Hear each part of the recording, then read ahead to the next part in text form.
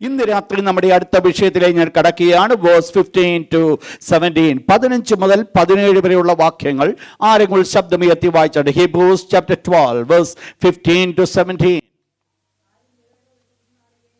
ഇവിടെ ഇന്ന് രാത്രി മുതൽ നമ്മൾ പഠിക്കുവാൻ പോകുന്ന വിഷയം നിങ്ങൾക്കറിയാം. ആദ്യം അവിടെ വെളിപ്പെടുത്തിയ വിഷയമുണ്ട്, ദൈവത്തോട് നമ്മുടെ ബന്ധം എങ്ങനെയായിരിക്കണം എന്ന് പറഞ്ഞിട്ട് ഇവിടെ 15-ാമത്തെ വാക്യത്തിൽ ഇപ്രകാരം പറയുന്നു, ആരും ദൈവകൃപ വിട്ട് പിന്മാറുകയും.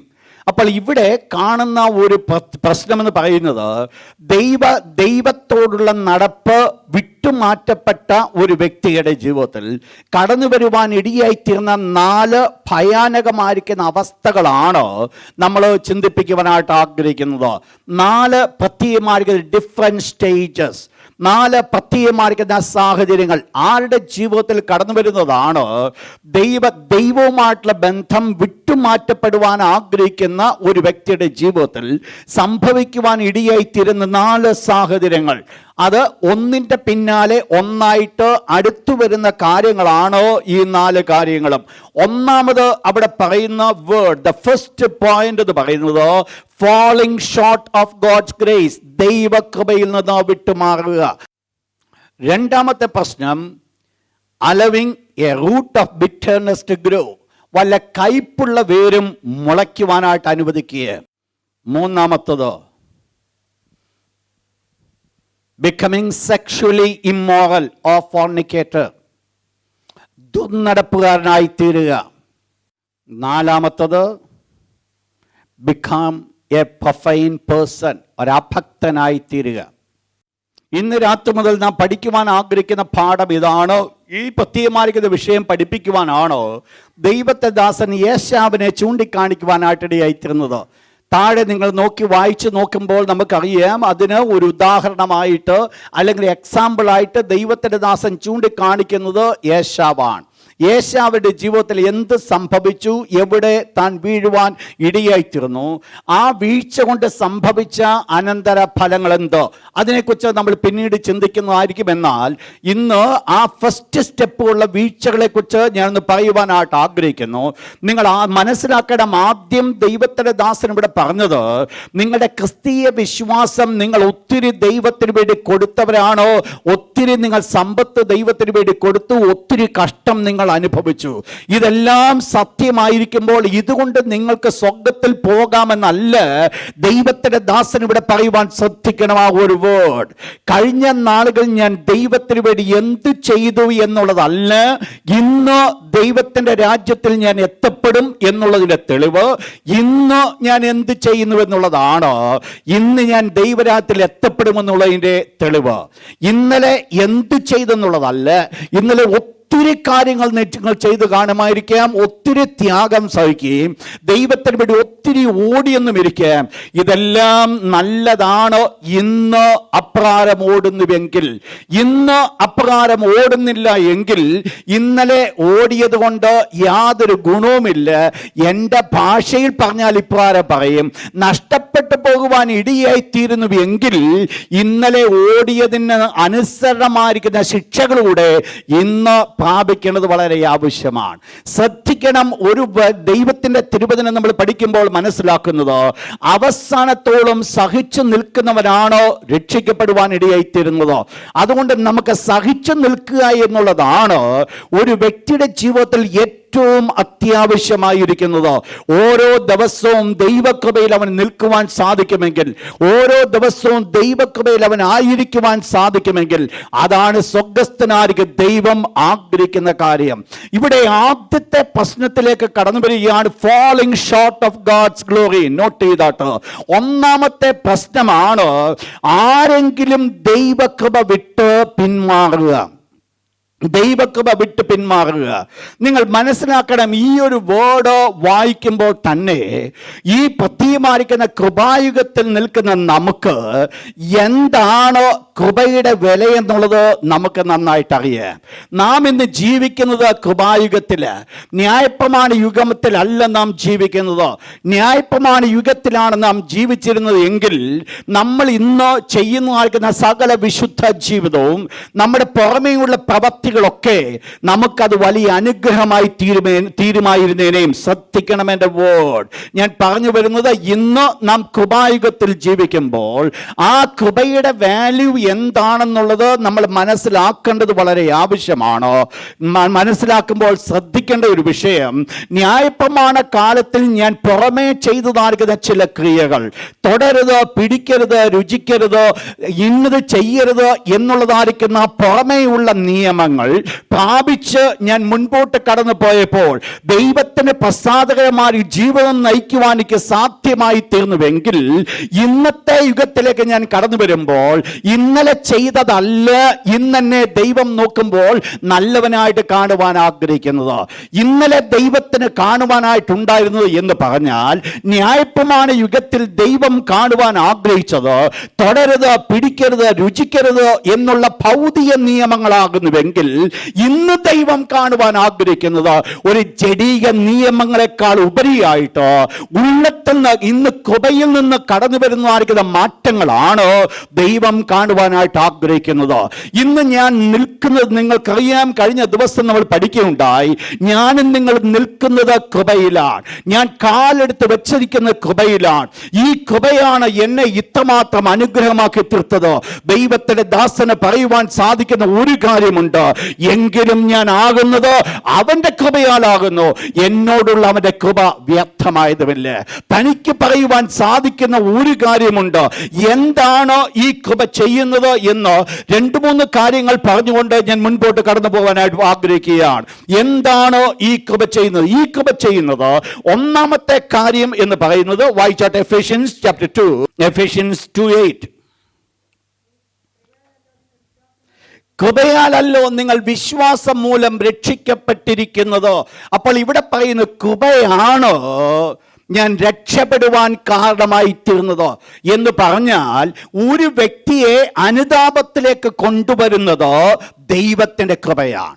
നമ്മൾ മനസ്സിലാക്കണം, ഞാനും നിങ്ങളും രക്ഷിക്കപ്പെടുവാൻ കാരണമായി തീർന്നപ്പോൾ, ഞാനും നിങ്ങളും രക്ഷിക്കപ്പെട്ടപ്പോൾ എന്തോ കേട്ടത് കൊണ്ട് ഞാനും നിങ്ങൾ രക്ഷിക്കപ്പെട്ടതല്ല.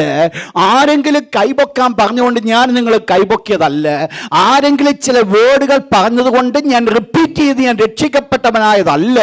പിന്നെ ഒന്ന് മനസ്സിലാക്കണം, ദൈവത്തിന്റെ കൃപ എന്നെ എന്ത് ചെയ്തു? അനുതാപത്തിലേക്ക് എന്നെ നടത്തുവാനായിട്ട് കാരണമായി തീർന്നു. അപ്പോൾ ഒന്നാമത് നമ്മൾ മനസ്സിലാക്കേണ്ടത്, ഈ ദൈവകൃപയാണ് എന്നെ അനുതാപത്തിലേക്ക് നടത്തുന്നത്. അനുതാപത്തിലേക്ക് നടത്തുന്നു എന്ന് ഞാൻ പറയുമ്പോൾ അതിന്റെ സൈഡൂടെ, അതിന്റെ ആഫ്റ്റർ എഫക്റ്റൂടെ നമ്മൾ മനസ്സിലാക്കണം, എന്നെ രക്ഷയിലേക്ക് നടത്തുന്നത് ദൈവകൃപയാണ്. Bring into salvation. Titus chapter 2 verse 11. Titus 2-ാം അധ്യായത്തിലെ 11-ാമത്തെ വാക്യം, സകല മനുഷ്യർക്കും രക്ഷാകരമായ ദൈവകൃപ ഉദിച്ചുവല്ലോ. ദൈവത്തിന്റെ ദാസൻ പറയുകയാണ്, സകല മനുഷ്യർക്കും. എന്തിനാ രക്ഷാകരമായ കൃപയെക്കുറിച്ച് പറയുമ്പോൾ അവിടെ വേർഡ് യൂസ് ചെയ്തിരിക്കുന്ന വേർഡ് രക്ഷാകരമായിരിക്കുന്ന കൃപ, രക്ഷയ്ക്ക് വേണ്ടി പ്രവർത്തിക്കുന്ന കൃപ. അപ്പോൾ നമ്മൾ മനസ്സിലാക്കേണ്ട ഒരു കാര്യമുണ്ട്, ഈ കൃപയാണ്. ആരും, നിങ്ങൾ മനസ്സിലാക്കേണ്ട നമ്മുടെ മെയിൻ ടോപ്പിക്, ആരും ദൈവകൃപ വിട്ട് പിന്മാറരുത്. അപ്പോൾ ഈ കൃപ എന്നെ എന്ത് ചെയ്യിക്കുന്നു? ഒന്നാമത് എന്നെ ചെയ്യിക്കുന്നത്, ഈ കൃപ എന്നെ അനുതാപത്തിലേക്ക് അഥവാ രക്ഷയിലേക്ക് നടത്തുന്നു. അപ്പോൾ നമ്മൾ മനസ്സിലാക്കണം, ഈ കൃപ എന്നെ രക്ഷയിൽ നടത്തുന്നുവെന്ന് പറയുമ്പോൾ തന്നെ വീണ്ടും നമ്മൾ മനസ്സിലാക്കേണ്ട ഒരു കാര്യമുണ്ട്, ഈ കൃപയാണ് എന്നെ രക്ഷയിൽ നിർത്തുന്നത്. ഞാൻ നിൽക്കുന്നത് ഈ കൃപയാണ്. ഈ കൃപയില്ല എങ്കിൽ, കൃപ എന്നിൽ നിന്ന് മാറ്റപ്പെട്ട് കഴിഞ്ഞാൽ ഒരു രീതിയിലും എനിക്ക് നിൽക്കുവാനായിട്ട് സാധ്യമല്ല. അപ്പോൾ എന്താണ് രണ്ടാമതായിട്ട് നമ്മൾ ഇവിടെ കാണുന്നത്? 2 Corinthians chapter 12 verse 9. എന്ത് ചെയ്യുന്നു ഈ കൃപ? 2 Corinthians 12:9.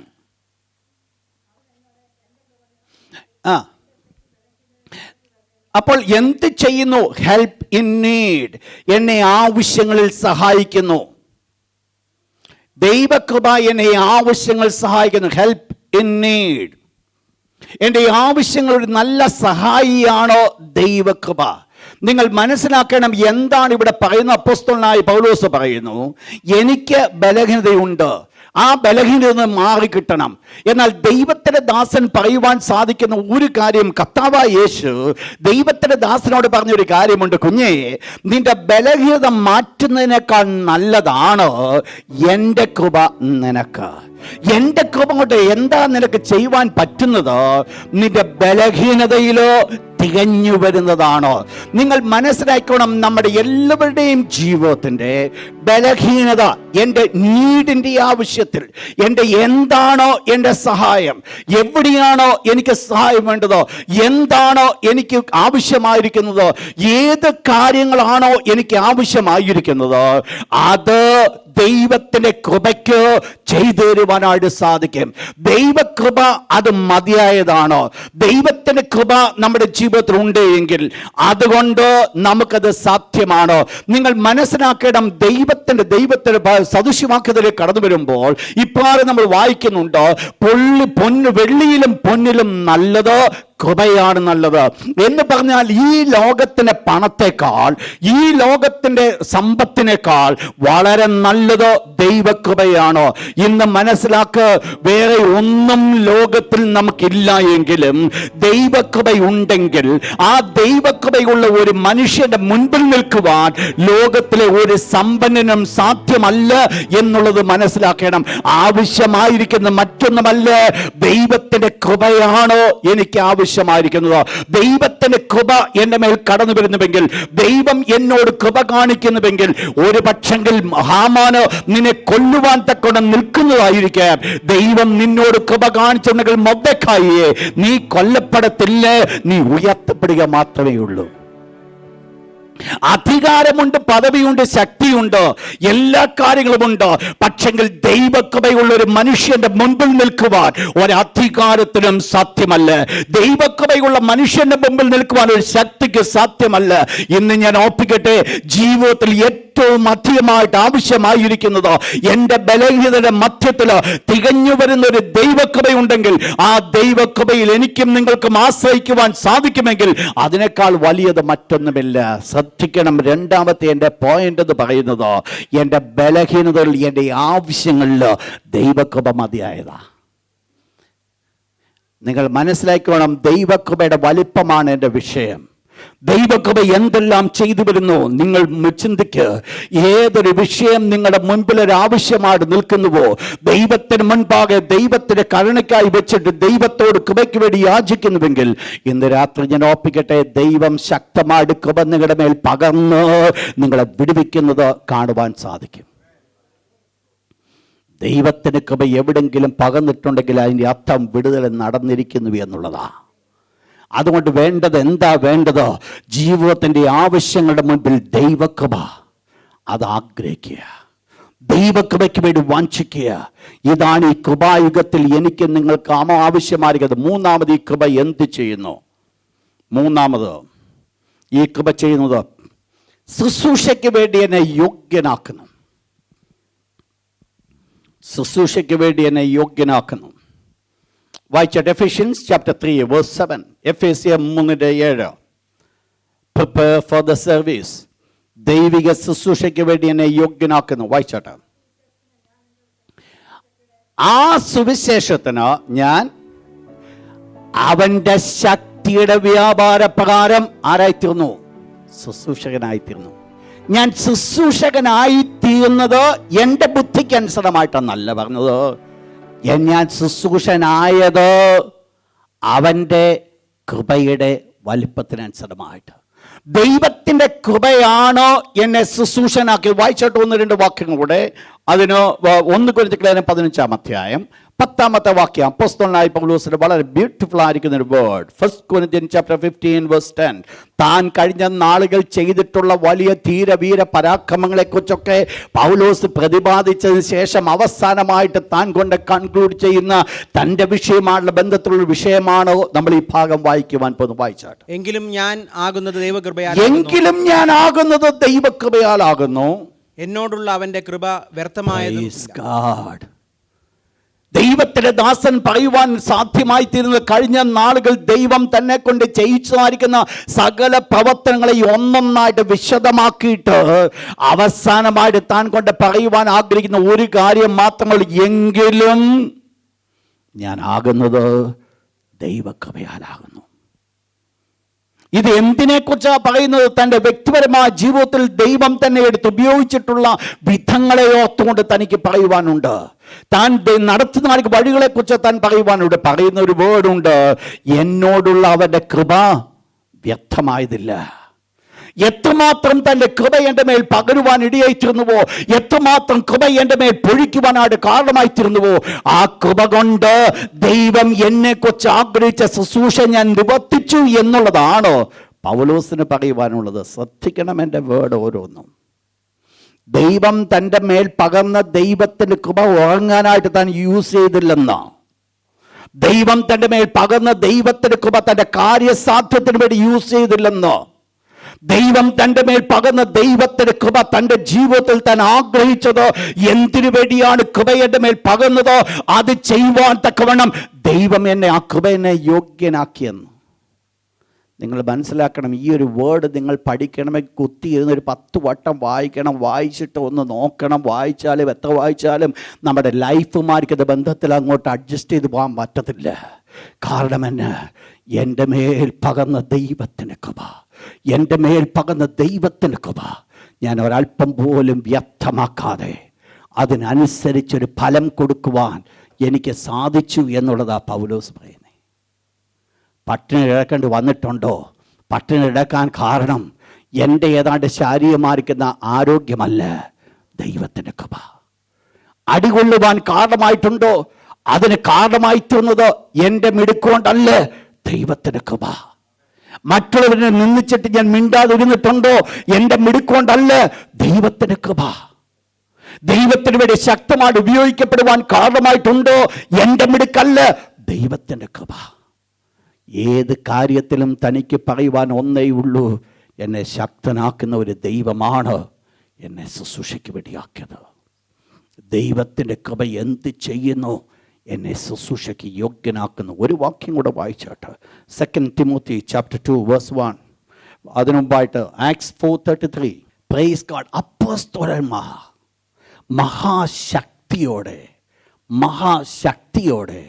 കർത്താവായ യേശു ക്രിസ്തുവിൻ്റെ പുനരുത്ഥാനത്തിന് സാക്ഷ്യം പറഞ്ഞു വന്നു. താഴെ മനസ്സിലായോ?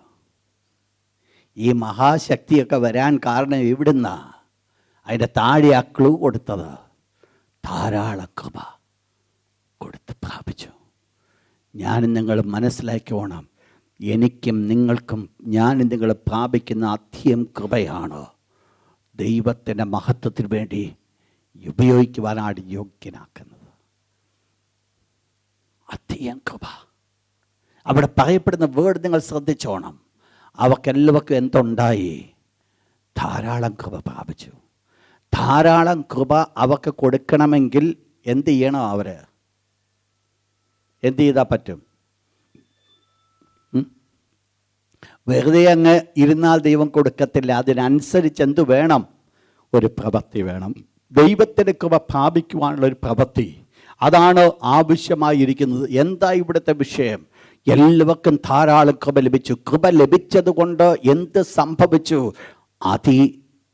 ധൈര്യത്തോടെ, അതിശക്തിയോടെ യേശുവിൻ്റെ പുനരുത്ഥാനത്തിൻ്റെ സാക്ഷ്യം. ആ വേർഡുകളൊക്കെ നിങ്ങൾ ചിന്തിക്കണം.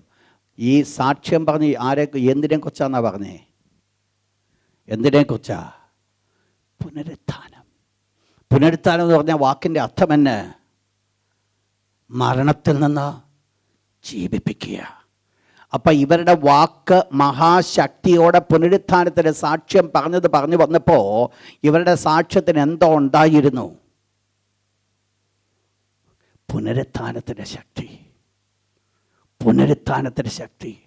കാരണമെന്ന് അവരുടെ നാവിൽ കൂടെ കടന്നു വന്ന വാക്കുകൾ വെറും മാനുഷിക വാക്കുകളായിരുന്നില്ല, പകരം ദൈവത്തിൻ്റെ ശക്തിയായിരുന്നു. Holy spirit.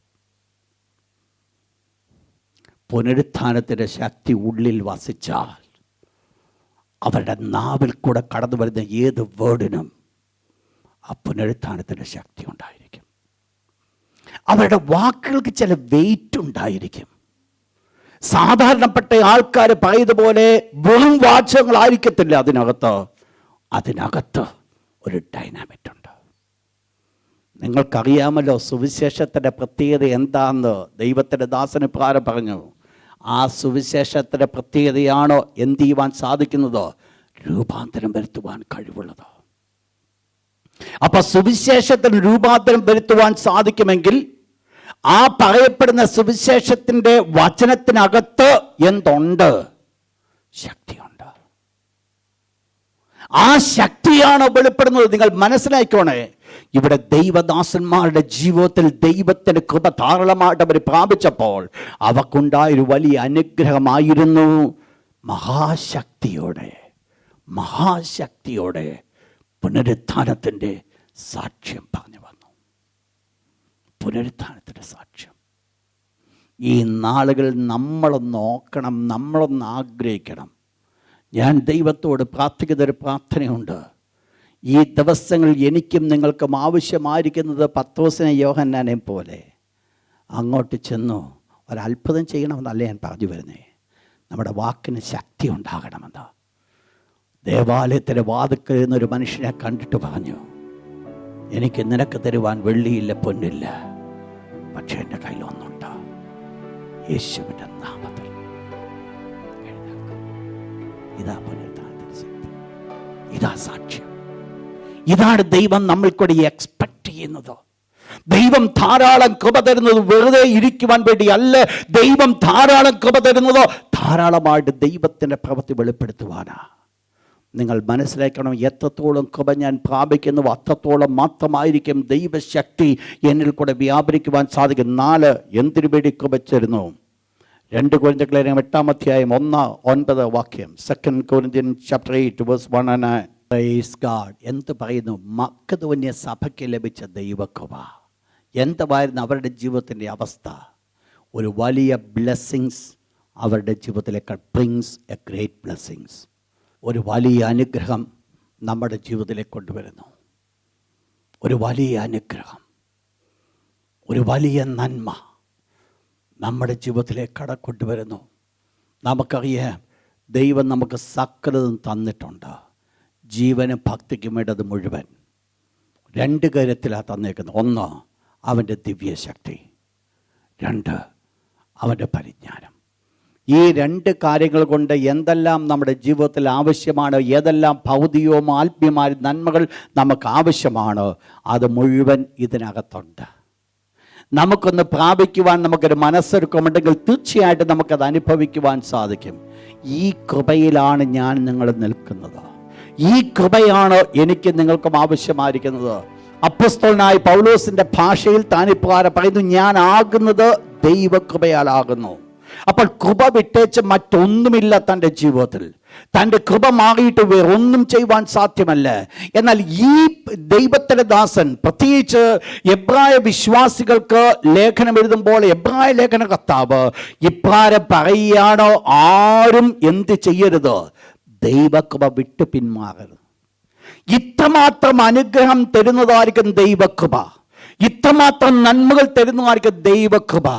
വിട്ടുമാറുവാനുള്ള ഒത്തിരി ചാൻസസ് ഉണ്ട് എന്നുള്ളത് ദൈവം വെളിപ്പെടുത്തുകയാണ്. എന്താ ഇവിടെ ആവശ്യമായിരിക്കുന്നത്? എൻ്റെ നടപ്പ് ദൈവത്തോടു കൂടെ സ്ഥിരമായിരിക്കുന്നില്ല എങ്കിൽ, ദൈവമായിട്ട് വളരെ അടുത്ത ബന്ധത്തിലൊരു നടപ്പ് എൻ്റെ ജീവിതത്തിൽ ഇല്ല എങ്കിൽ, കാലങ്ങൾ മുൻപോട്ട് കടന്നു പോകും തോറും ദൈവകൃപയിൽ നിന്ന് ഞാൻ മാറ്റപ്പെടുവാനായിട്ട് സാധിക്കും. ദൈവകൃപയിൽ നിന്ന് മാറ്റപ്പെടും എന്ന് പറയുമ്പോൾ അതിന് അടുത്ത സ്റ്റെപ്പിലേക്ക് വീണ്ടും കടന്നു വരും. ഒരു കയ്പുള്ള വേര് മുളച്ച് കലക്കമുണ്ടാക്കി. നിങ്ങൾ മനസ്സിലാക്കണം, എവിടെ ദൈവത്തിൻ്റെ വചനം നമ്മൾ പഠിക്കുന്നുണ്ട്, ഇവിടെ എല്ലാം നമ്മളത് കാണുവാനായിട്ട് സാധിക്കുന്നുണ്ട്. ദൈവകൃപ നഷ്ടപ്പെട്ട കയ്യനെ, നിന്റെ ഉള്ളിലും ഒരു കയ്പ് കടന്നു വന്നു. ദൈവകൃപ നഷ്ടപ്പെട്ട യേശാവേ, നിന്റെ ഉള്ളിലും ഒരു കയ്പിന്റെ അനുഭവം കടന്നു വന്നു. ദൈവകൃപ നഷ്ടപ്പെട്ട ദാദാനെ, അബീരാമേ, കോരഹേ, നിന്റെ ഉള്ളിലും കയ്പിന്റെ അനുഭവം കടന്നു വരുവാൻ കാരണമായി തീർന്നു. ശ്രദ്ധിക്കണം, ദൈവകൃപ വിട്ടുമാറിയാൽ അടുത്ത സ്റ്റെപ്പ് കടന്നു വരുവാൻ ചാൻസ് ഉള്ളതാണ് ഈ കയ്പിന്റെ അനുഭവം. അത് അടുത്ത ആഴ്ച ഞാൻ വെച്ചിരിക്കുക. എന്നാൽ ഇവിടെ നമ്മൾ മനസ്സിലാക്കണം, ദൈവകൃപ വിട്ടുമാകരുത്, ദൈവകൃപ വിട്ടുമാകുവാൻ ഇടിയാകരുത് എന്ന് പറഞ്ഞാൽ ദൈവകൃപ വിട്ടുമാകുവാനുള്ള ചാൻസസ് ഉണ്ട്. എന്തുകൊണ്ട് ചാൻസസ് ഉണ്ട്? നമ്മൾ ആദ്യം മനസ്സിലാക്കി, എബ്രായ വിശ്വാസി ഒത്തിരി കഷ്ടതയിൽ കൂടെ കടന്നു പോയതാ, ഒത്തിരി പ്രയാസങ്ങളിൽ കൂടെ കടന്നു പോയതാ. ഈ പ്രയാസങ്ങളൊക്കെ മുൻപോട്ട് കടന്നു വന്നോ, ദൈവം ഈ ലോകം അവർക്ക് കൊടുക്കുന്ന പരീക്ഷകളും അതോടൊപ്പം തന്നെ ദൈവം അവരെ രക്ഷയ്ക്ക് വേണ്ടി, അവരെ ശുദ്ധീകരിപ്പാൻ വേണ്ടി ദൈവത്താൽ അയക്കപ്പെടുന്ന പരീക്ഷകളൊക്കെ ആയപ്പോഴത്തേന് അവരെല്ലാം ഒരു ലെവലിലേക്ക് വന്നു. അവർ മനസ്സിലാക്കി ഇനിയും മുമ്പോട്ട് പോകാതിരിക്കുന്നത് നല്ലത്, ഇവിടൊക്കെ നിന്നാൽ മതി എന്ന് ചിന്തിച്ചു. എന്നാൽ ഒന്ന് മനസ്സിലാക്കണം, ദൈവകൃപ വിട്ടുമാകുവാൻ ഒരിക്കലും ഇടയാകരുത്. ദൈവകൃപ വിട്ടുമാകുന്നത് ഏതെല്ലാം രീതിയിൽ ദൈവകൃപ വിട്ടുമാകുവാൻ സാധിക്കുമെന്നോ ഞാനൊന്ന് ചുരുക്കമായിട്ട് പറഞ്ഞുകൊണ്ട് ഞാൻ അവസാനിപ്പിക്കുകയാണ്. ഒന്ന്, എങ്ങനെ വിട്ടുമാകുവാൻ സാധിക്കും? ഗലാത്യൻസ് ചാപ്റ്റർ 1 വേഴ്സ് 6 to 18, 6 to 8, 6 മുതൽ 8 വരെയുള്ള വാക്യങ്ങൾ. ക്രിസ്തുവിന്റെ കൃപയാൽ നിങ്ങളെ വിളിച്ചവനെ വിട്ട്, ക്രിസ്തുവിന്റെ കൃപയാൽ നിങ്ങളെ വിളിച്ചവനെ വിട്ട് നിങ്ങൾ ഇത്ര വേഗത്തിൽ വേറൊരു സുവിശേഷത്തിലേക്ക് ശ്രദ്ധിക്കുക. ഒന്നാമത് കൃപയിൽ നിന്ന് വീഴുവാനുള്ള സാഹചര്യം എന്ന് പറയുന്നത് സുവിശേഷത്തിൽ നിന്ന് വീഴുക. ആ വേർഡ് ഇപ്രകാരം പറയുന്നു, നിങ്ങളെ വിളിച്ചവനെ വിട്ട് വേറെ സുവിശേഷത്തിലേക്ക് തിരിയുന്നത് ആശ്ചര്യം. എന്തുവാ ഇവിടുത്തെ വിഷയം? ഇവിടുത്തെ വിഷയം നിങ്ങൾക്കറിയാം. ഇവിടെ യഹൂദന്മാരെ കടന്നു വന്ന് ഈ ഗലാത്യ സഭകളോട് പറഞ്ഞൊരു വേർഡാണ്, നിങ്ങൾ കർത്താവായ യേശുവിൽ വിശ്വസിച്ചത് നല്ലതാണ്, സ്നാനപ്പെട്ടത് നല്ലതാണ്, ആത്മാഭിഷേകമൊക്കെ പ്രാപിച്ചത് നല്ലതാണ്. പക്ഷെങ്കിൽ ഞങ്ങളോട് മോശെ ഇങ്ങനെ കൽപ്പിച്ചിട്ടുണ്ട്, നിങ്ങൾ പരിച്ഛേദന ഏൽക്കുന്നില്ലെങ്കിൽ അബ്രാഹാമിന്റെ മക്കളാകത്തില്ല. അതുകൊണ്ട് നിങ്ങൾ അബ്രഹാമിന്റെ മക്കളാകണമെങ്കിൽ പരിച്ഛേദന ഏൽക്കണം. പുറമേ ഒരു കർമ്മം കൂടെ ചെയ്ത് ദൈവമക്കളാകുവാനുള്ള ആഹ്വാനമാണോ ഗലാത്യ വിശ്വാസികൾ ഏറ്റെടുക്കുവാനായിട്ട് പോയത്? നിങ്ങൾ മനസ്സിലാക്കണം, ദൈവം കൃപ തന്ന് നമ്മെ നിർത്തിയിരിക്കുമ്പോൾ, കൃപയിൽ ദൈവം നമ്മെ നിർത്തിയിരിക്കുമ്പോൾ, മാനുഷികമാർക്ക് ചില ആചാരങ്ങൾ ചെയ്തുകൊണ്ട് ദൈവത്തെ പ്രസാദിപ്പിക്കാമെന്ന് ചിന്തിക്കുന്നുവെങ്കിൽ മനസ്സിലാക്കണം, ദൈവകൃപയിൽ നിന്ന് വീഴുക. എൻ്റെ ഒരു ആചാരം കൊണ്ടല്ല ഞാൻ ദൈവത്തെ പ്രസാദിപ്പിക്കുന്നത്, എൻ്റെ ഒരു പ്രവൃത്തി കൊണ്ടല്ല ഞാൻ എൻ്റെ ദൈവ പ്രവൃത്തി വേണ്ടെന്നല്ല ഞാൻ പറഞ്ഞു വരുന്നത്.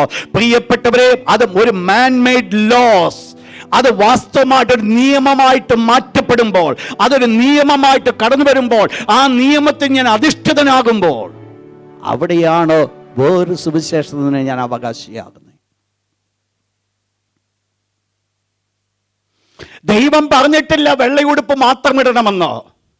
പക്ഷെങ്കിൽ വെള്ളയുടുപ്പ് മാത്രം ഇട്ടുകൊണ്ടേ പള്ളിയിൽ വരാവൂ എന്നുള്ളൊരു നിയമം വെച്ച് ആ നിയമത്തിന്റെ കീഴിൽ നിൽക്കുമ്പോൾ അവിടെ നിൽക്കുന്നത് എന്താ ഇതിന്റെ വിഷയം എന്നുള്ളതാ വരുന്നത്. ദൈവത്തിന്റെ മക്കൾക്ക് ആവശ്യമായിരിക്കുന്നത് ഒരു ഓപ്പൺ മൈൻഡഡ് ആണ്. കഴിഞ്ഞ ദിവസം ഞാൻ ചർച്ചിൽ പറയുണ്ടായി, ജീവിതത്തിൽ വിശുദ്ധി വേണം. വിശുദ്ധി വേണ്ടെന്നല്ല, വിശുദ്ധി വേണമെങ്കിൽ പ്രവർത്തിക്കേണ്ടതോ അകത്തുനിന്ന പ്രവർത്തനം വരേണ്ടതോ, പുറത്തുനിന്നല്ല.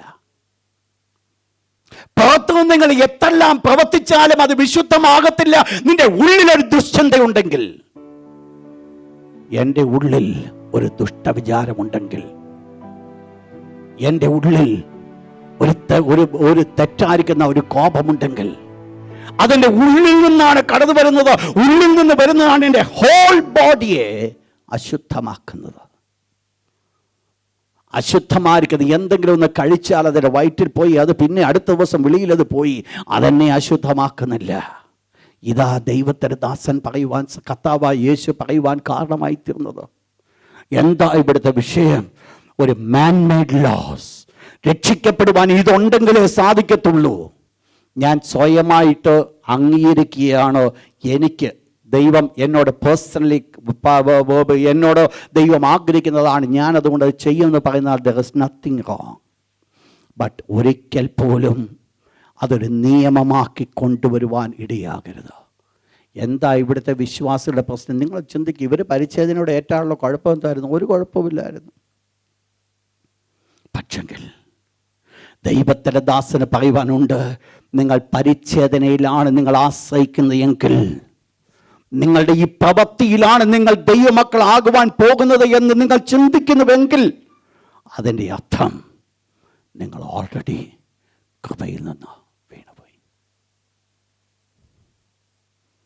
നമ്മൾ മനസ്സിലാക്കണേ. എൻ്റെയും നിങ്ങളുടെയും നിൽപ്പ്. ദൈവമക്കൾക്ക് വ്യവസ്ഥയില്ലെന്നല്ല ഞാൻ പറഞ്ഞു വരുന്നത്. ദൈവമക്കൾക്ക് വ്യവസ്ഥയുണ്ട്. അവർ നടക്കേണ്ട ഒരു മെത്തേഡുണ്ട്. അവർ അവർ ധരിക്കേണ്ട ഒരു മെത്തേഡുണ്ട്. അവർ പോകേണ്ട ഒരു രീതിയുണ്ട്. ലോകമക്കളെ പോലെ ആകുവാൻ ദൈവം ഒരിക്കലും നമ്മെക്കുറിച്ച് ആഗ്രഹിക്കുന്നില്ല. പക്ഷെങ്കിൽ ലോകമകനെ പോലെ ആകരുത്, ഒരു ദൈവ പൈതലിനെ പോലെ ആകണം എന്നുള്ള എൻ്റെ തീരുമാനം കടന്നു വരേണ്ടത് എൻ്റെ ഉള്ളിൽ നിന്നാ, മറ്റാരെങ്കിലും പറഞ്ഞിട്ടല്ല. ഇതാ എൻ്റെ വിഷയം.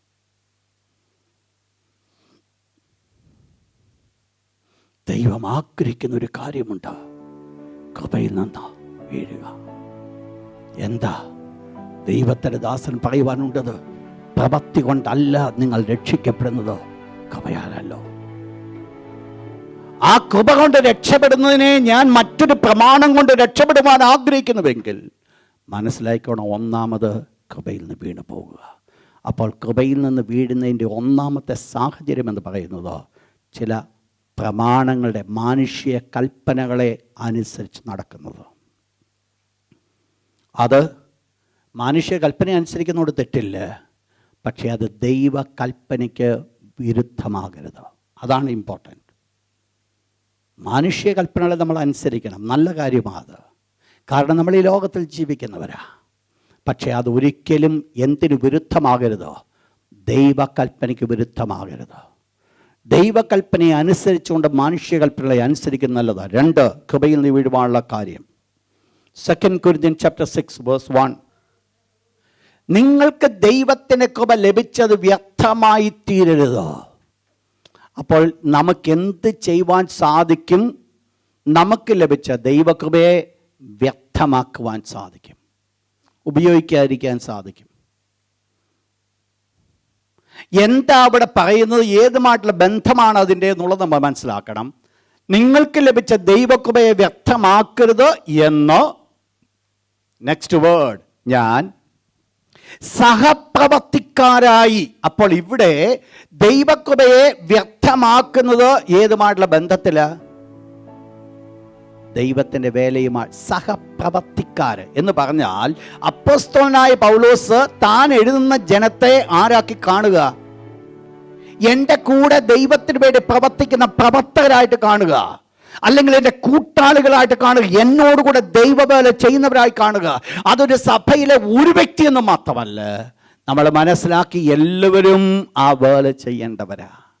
അപ്പോൾ ദൈവം അങ്ങനെയെങ്കിൽ നമ്മൾ മനസ്സിലാക്കണം, ദൈവം തൻ്റെ കൃപ നമ്മുടെ മേൽ പകർന്നത് ദൈവത്തിൻ്റെ വേല ചെയ്യുവാനാകുന്നുവെങ്കിൽ ആ കൃപയെ ഞാൻ വ്യർത്ഥമാക്കിയാൽ എന്ന് പറഞ്ഞാൽ അതിനെ ഉപയോഗിക്കേണ്ടത് പോലെ ഉപയോഗിക്കാതിരുന്നാൽ എന്തായിരിക്കും ഫൈനലി സംഭവിക്കുന്നത്? ദൈവം കർത്താവായ ദൈവം, പിതാവാം ദൈവം ഇപ്രകാരം പറഞ്ഞു നോഹയുടെ കാലത്ത് നിന്നുകൊണ്ട്.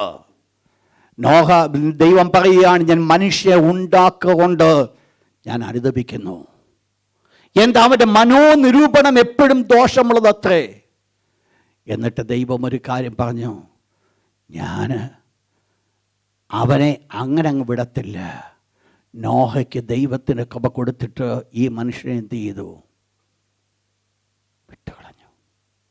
ദൈവം കൂടെ ഇരിക്കേണ്ടതായിരിക്കും മനുഷ്യൻ. ഇപ്പോൾ എന്ത് സംഭവിച്ചു? ദൈവകൃപ വിട്ടുമാറ്റപ്പെട്ടപ്പോൾ ഒരല്പകാലം കഴിഞ്ഞപ്പോൾ ദൈവം പറയുന്ന പ്രകാരമാണ്, മനുഷ്യനോടുകൂടെ സദാകാലം എൻ്റെ ആത്മാവ് വാദിച്ചു കൊണ്ടിരിക്കുകയില്ല. എന്ത് സംഭവിച്ചു? കൃപയിൽ നിന്ന് വീണുപോയി. എന്താ കാര്യമെന്ന്? ദൈവം സഹപ്രവർത്തിക്കാരായിട്ട് തൻ്റെ ദൈവത്തിൻ്റെ ദാസൻ സഹപ്രവർത്തിക്കാരായിട്ട് സഭയ്ക്ക് കൊടുത്തുമായിരിക്കുന്ന ദൈവത്തിൻ്റെ വേല എന്നുള്ളത് ഈ കൃപ പ്രാപിച്ചിട്ടും അതുകൊണ്ട് യാതൊരു വ്യാപാരവും ചെയ്യാതെ വെറുതെ ഇരിക്കുന്നത് കൃപ നമ്മളിൽ നിന്ന് മാറ്റപ്പെടുവാൻ കാരണമാണ്. നിങ്ങൾ മനസ്സിലാക്കണം, വളരെ നല്ല ബ്യൂട്ടിഫുൾ വെള്ളമാണ് ഒരു കിണറ്റിലുള്ളത്. നല്ല വെള്ളമാണ്, നല്ല രുചിയാണ് അതിന്. ഒരു 3 കൊല്ലം ആ കിണർ തേകാതിരുന്നാൽ, അതിനകത്തിലെ വെള്ളം കോരി എടുക്കാതിരുന്നാൽ ആ കിണർ ഉപയോഗശൂന്യമാണ്.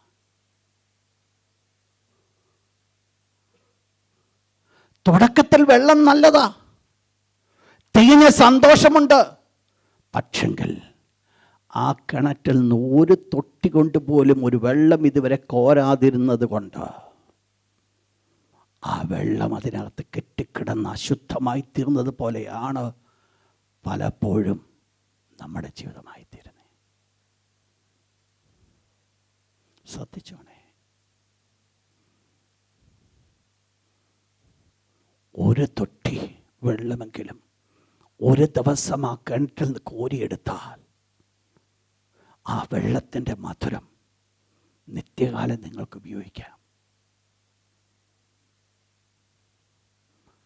ആ കിട്ടുന്നതൊക്കെ പ്രാപിച്ച്, മഴയും പ്രാപിച്ച് ആ വെള്ളം മുഴുവൻ അതിനകത്തോട്ട് കടന്നു വരിക. ഉറവയിൽ നിന്ന് പൊങ്ങുന്നുണ്ട് വെള്ളം, അതും വരുന്നുണ്ട്. ഇതെല്ലാം അതിനകത്ത് കെട്ടിക്കിടക്കുവാനാണ് താല്പര്യമെങ്കിൽ ഒരല്പ ദിവസം കഴിയുമ്പോൾ അതിൻ്റെ നില ശോചനീയമാണ്. ശ്രദ്ധിച്ചോണേ.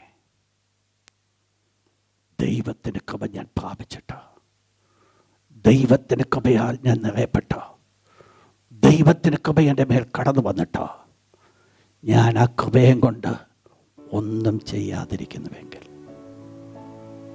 ആ കൃപ നിന്ന് നമ്മെ വിട്ടുമാറ്റപ്പെടും. കർത്താവായ യേശു പറഞ്ഞു, ഒരു മനുഷ്യൻ 5 താലന്ത് കൊടുത്തു. 5 താലന്ത് കൊടുത്തവൻ അല്പം കഴിഞ്ഞപ്പോൾ അവൻ 5 കൂടെ നേടി 10 ആക്കി. 10 താലന്തുമായിട്ട് യജമാൻ്റെ അടുക്കൽ വന്നു. ഒരു താലന്തുകാരന് ഒന്നും നേടിയില്ല, ആ ഒന്നുമായിട്ട് വന്നു. യജമാനൻ നോക്കി പാര പറഞ്ഞു, ആ ഒരു താലന്തെടുത്ത് ആ 10 താലന്തുള്ളവൻ കൊടുക്കാൻ. ഉടനെ പറഞ്ഞു, അവന് 10 ഉണ്ടല്ലോ. അതിന് കൊടുത്ത ഉത്തരമിതാ, ഉള്ളവന് ഏവനും കിട്ടും, അധികമായി കിട്ടും. ഇല്ലാത്തവനോടോ അവനുള്ളതും കൂടെ പറഞ്ഞാട്ട് എടുത്തു കളി. ദൈവകൃപ, ദൈവത്തിൻ്റെ കൃപ ശക്തമായിട്ട് എൻ്റെ മേൽ വ്യാപരിപ്പിക്കുന്ന ദൈവത്തിൻ്റെ കൃപ, ശുശ്രൂഷയ്ക്ക് വേണ്ടി എന്നെ യോഗ്യമാക്കുന്ന ദൈവത്തിൻ്റെ കൃപ, ആ കൃപ ഞാൻ ഉപയോഗിക്കാതിരുന്നാൽ ആ കൃപയിൽ ഞാൻ വീണു പോവുകയാണ്. 3 പെട്ടെന്ന് പോട്ടെ. ജൂഡ്, യൂദായുടെ ലേഖനം 4-ാമത്തെ വാക്യം. ദൈവത്തിൻ്റെ കൃപയെ ദുഷ്കാമ പ്രവൃത്തിക്ക് ഹേതുവാക്കി. എന്താ നടക്കുന്നേ? ദൈവത്തിൻ്റെ കൃപയുടെ മറവിലാണ് എല്ലാ മ്ലേച്ഛ പ്രവൃത്തികൾ വെളിപ്പെടുത്തുന്നത്. ദൈവത്തിൻ്റെ കൃപയെ ദുഷ്കാമ പ്രവൃത്തിക്ക് ഹേതുവാക്കി. അപ്പോൾ മുഖം മൂടിയുണ്ട്. എന്താ മുഖം മൂടി? കൃപ. പക്ഷേ ആ കൃപ കൊണ്ട് എന്താ ചെയ്യുന്നത്? Immoral act.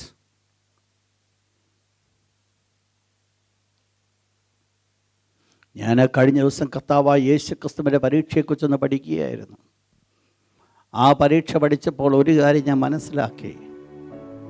കർത്താവായ യേശുക്രിസ്തുവിന് ആദ്യം വന്ന പരീക്ഷ, 1-ാമത്തെ പരീക്ഷ തന്നെ ഈ കല്ല് അപ്പമായി തീരുവാൻ കൽപ്പിക്കുക.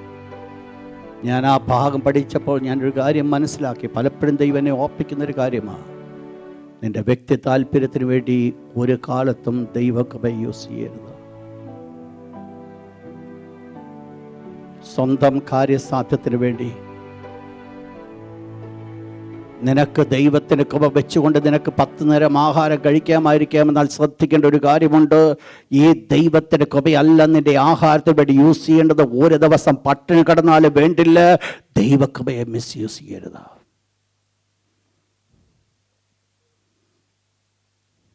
എന്താ ഇവിടുത്തെ വിഷയം? ദൈവത്തിന് കൃപ.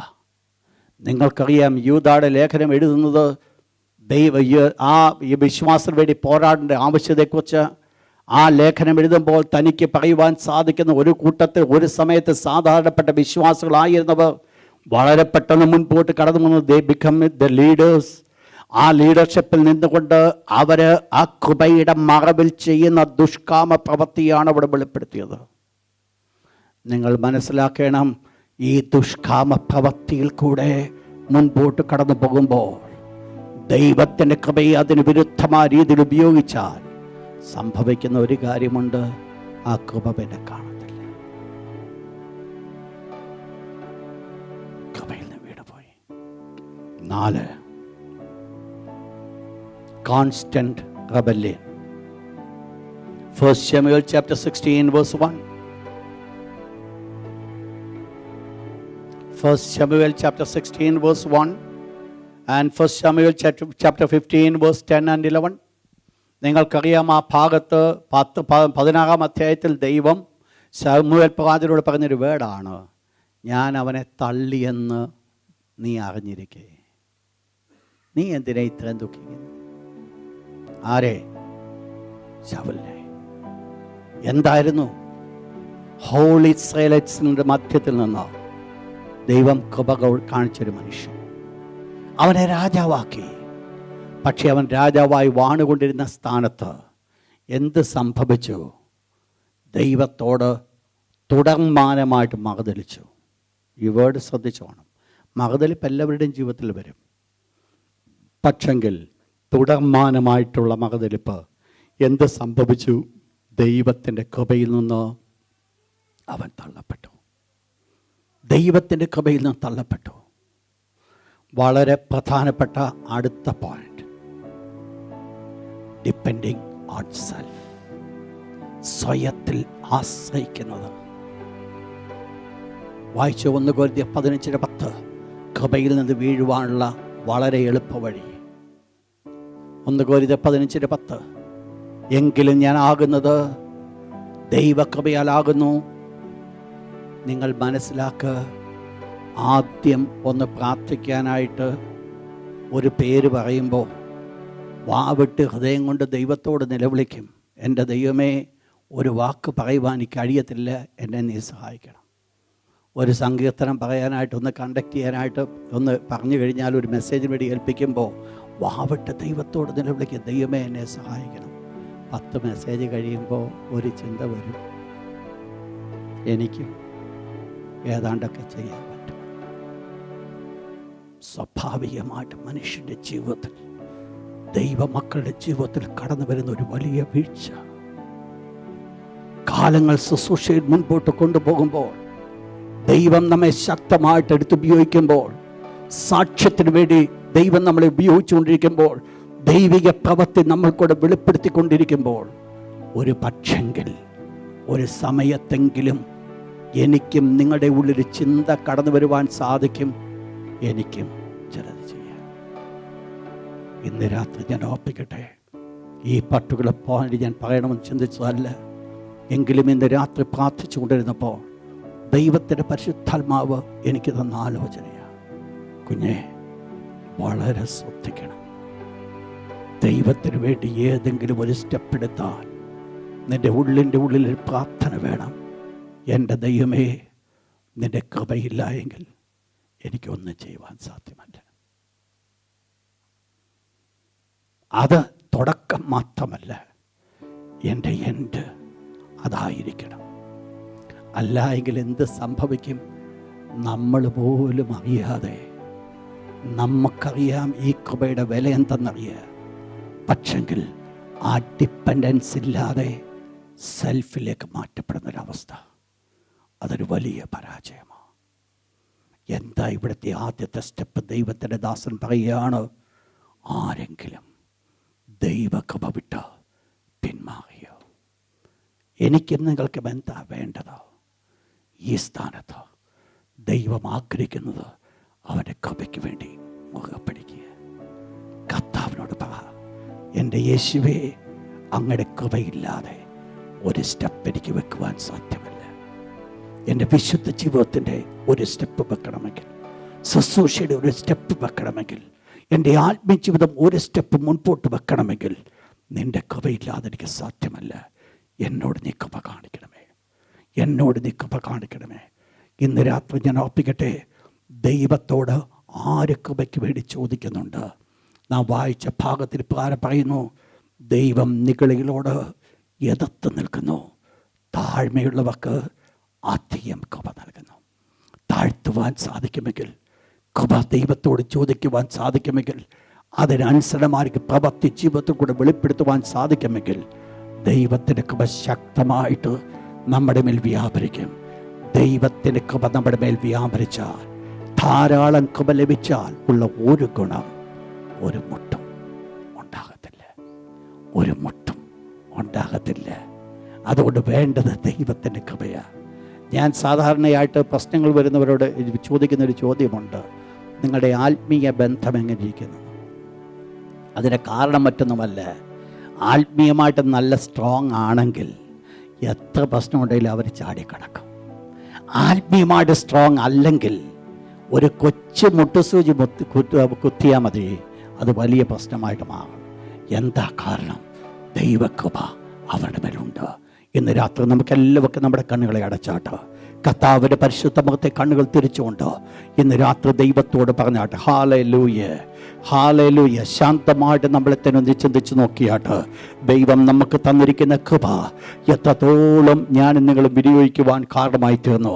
ദൈവത്തിൻ്റെ ദാസൻ നമ്മോട് പറഞ്ഞു, ആരും ദൈവകൃപ വിട്ട് പിന്മാറരുത്. ഹല്ലേലൂയ.